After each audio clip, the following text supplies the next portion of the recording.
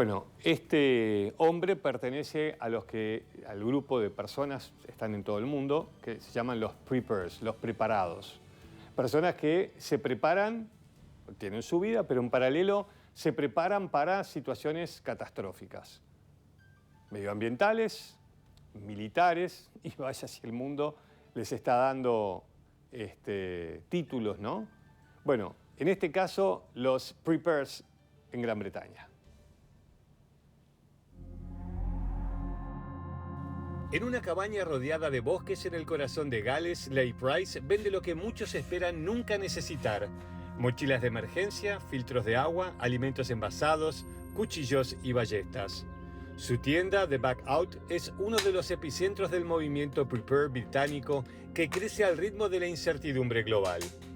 Este exmilitar de 50 años enseña técnicas de supervivencia en medio del bosque y defiende su filosofía con naturalidad.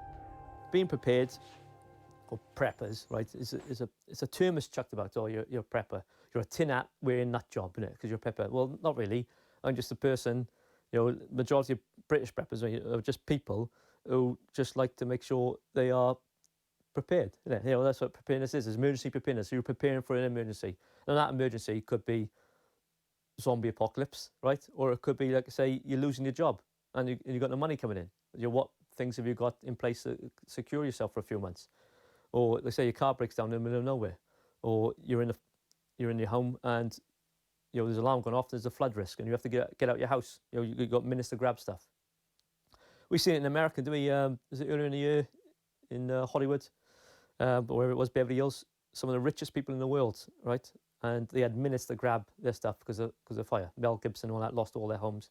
So you're talking wealthy people here with all their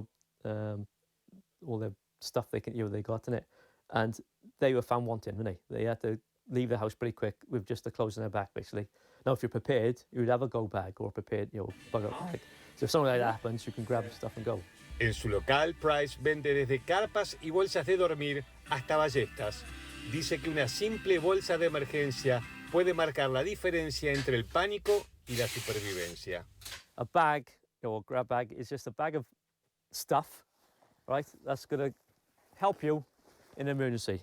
In a grab bag, any survival situation, really, when it comes down to it, right? What do you need to survive? You need food, shelter, and water, basically. The three fundamentals. Mientras muestra una ballesta a un cliente, explica que no todos los preparativos tienen que ver con la guerra. The extreme of prepping now. You're thinking SHTF. The world's gone mad. You're left to your own devices, and you need to protect yourself. So you can't get a shotgun, you haven't got a shotgun or firearms, so this is the next best thing. No license required as long as you're over 18. Officially target shooting only, right? So the only thing you can shoot is a target. And they come in a variety of different forms.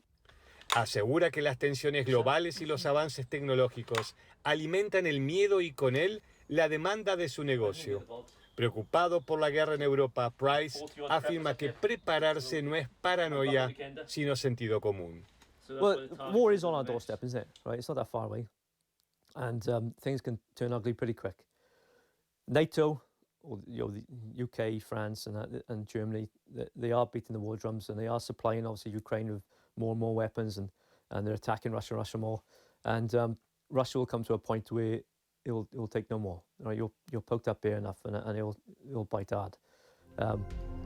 Su local también sirve como refugio para quienes comparten su misma inquietud: no depender de nadie.